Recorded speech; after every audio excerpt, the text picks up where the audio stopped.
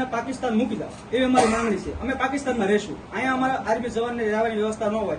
ભાવનગર જિલ્લાના સિહોર તાલુકાના પીપરડી ગામે સરહદના રક્ષક એવા એક આર્મી જવાનના મકાનને તંત્ર દ્વારા નોટિસ આપવામાં આવતા સમગ્ર પંથકમાં ભારે ગરમાવો આવી ગયો છે।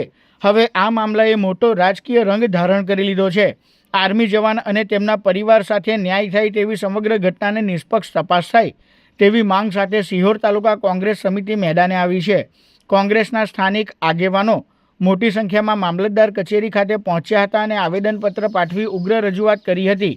કોંગ્રેસે માંગ કરી છે કે આ સમગ્ર વિવાદનો કાયદેસર અને ન્યાયસંગત ઉકેલ લાવવામાં આવે।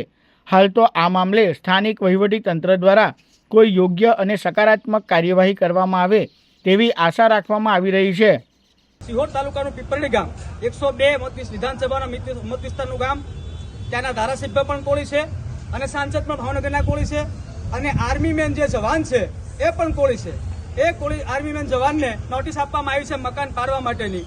તો 2003નો સરકારનો પરિપત્ર છે કે જે રિટાયર્ડ કર્મચારી હોય એમને ગામમાં પ્લોટ ન હોય તો પ્લોટ આપવા જોઈએ। 1993માં આ જગ્યા એને થયેલી છે અને પ્લોટિંગ થયેલું છે। જે રિઝર્વ પ્લોટ પડ્યા હતા એમાં 12 પરિવારે, એમાં આર્મી જવાન પોતે પણ એમાં બાંધકામ કરેલું છે।